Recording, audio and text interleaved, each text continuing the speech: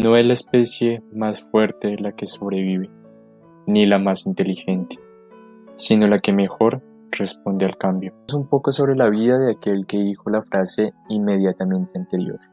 Iniciemos a través de su fase infantil y luego juvenil. Se trata de Charles Darwin, quien nació en un pequeño pueblo llamado Shrewsbury, de Inglaterra, situado al noreste de Londres. Nació en el seno de una familia rica. Eran muy religiosos y practicantes de lo mismo.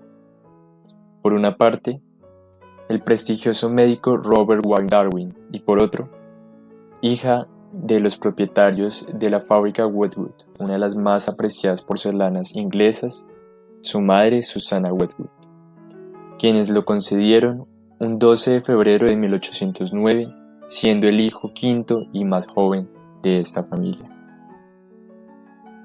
Antes de iniciar con su etapa universitaria, Charles Darwin a la edad de 9 años fue matriculado en un internado que a la vez era una escuela secundaria. Después de esa breve mención, Darwin continuó su vida hasta iniciar su carrera universitaria, que fue la medicina en la Universidad de Edimburgo, posiblemente influenciado por su padre y su abuelo, quien también era un prestigioso médico. Pero no le entusiasmó la medicina, pues su interés verdadero fueron las ciencias naturales y la colección de especímenes biológicos y zoológicos. En la parte izquierda se presenta el profesor y naturalista Robert Grant, que sustentaba los postulados evolutivos de Lamarck. Esto deleitaba con gran interés a Darwin y podía pasar horas estando o escuchándolo.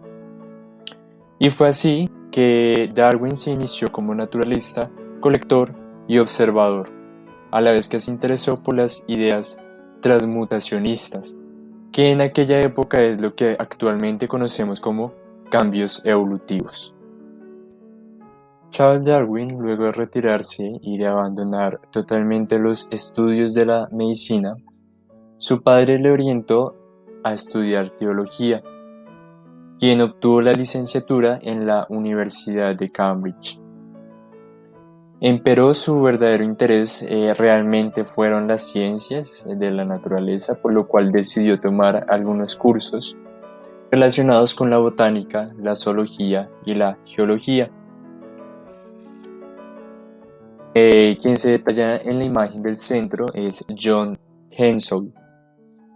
Se convirtió en el tutor y maestro de Darwin y quien se dio cuenta de que tenía una singular inclinación por la investigación y por la observación. Esto lo podía notar cuando Darwin, en sus cursos de geología, recogía rocas, fósiles, plantas, y esto le permitió que posteriormente John Henslow le comunicara al capitán Fitzroy que lo acepte como naturalista en el barco Beagle, que partía a hacer un viaje alrededor del mundo. Charles Darwin, con 22 años de edad, zarpó del Beagle desde Davenport el 27 de diciembre de 1831. Este viaje significó mucho para la vida de él, pues fue determinante en primer momento para su carrera e incluso para su misma educación real, como éste le decía. Presentó diferentes desafíos como la aplicación de las ramas de la historia de la naturaleza y perfeccionó sus capacidades de la observación. El Beagle recorrió las costas de América del Sur y visitó las Islas Galápagos, en donde Darwin realizó las observaciones más importantes de este viaje. Había quedado gratamente impresionado por algunas de las especies que allí se encontraban, y fue así como determinó que había un punto de vista del origen. La idea clave de su teoría era la observación de la flora y la fauna. Por esa razón, el Ecuador se halla vinculado al origen de la teoría evolutiva. Una de las observaciones más importantes realizadas por Darwin se trata de lo que hoy conocemos como los pinzones de Darwin. Es el nombre que se le dio a un grupo de pájaros de diferentes especies, pero estrechamente relacionadas con el investigador. Descubrió en estas islas durante su viaje en el Beagle 17 especies en las Islas Galápagos y una en las islas de Costa Rica, que todos los pájaros son del mismo tamaño. Las diferencias más importantes entre las especies pues, se encuentran en el tamaño de su pico y la forma del mismo. Están plenamente adaptados a las diferentes fuentes de alimento. Para desmentir un mito del cual se creía que estos pinzones tuvieron un papel determinante en lo que se le conoce como la teoría de la evolución por selección natural, esto fue desmentido incluso en los escritos de Darwin, quien indicaba que eh, no creía que fuesen especies con una especial vinculación entre ellas y de hecho pensaba que no tenían un rasgo distintivo y que muchos no eran ni siquiera pinzones. John Gould, que es un famoso ornitólogo inglés, dejando a un lado su retribución, informó en una sesión el 10 de enero que las aves de las Islas Galápagos, que Darwin había creído diversas familias, eran en realidad una serie de pinzones peculiares con suficiente entidad como para formar un nuevo grupo en el cual se incluirían estas 12 especies. Luego de 5 años de estudio de geología, paleontología, biogeografía, flora, fauna mundial, retornó a Inglaterra y se dedicó 20 años a organizar todo ello que coleccionó, a clasificar, a escribir libros, artículos, pero sobre todo a formular algo que se convertiría pieza central de la biología, y es su teoría de la evolución a través de la selección natural, que le dio fama y prestigio en el mundo científico de la época.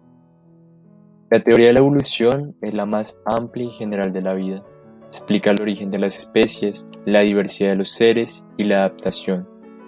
Por su amplitud, se convirtió en el eje articulador y unificador de la biología.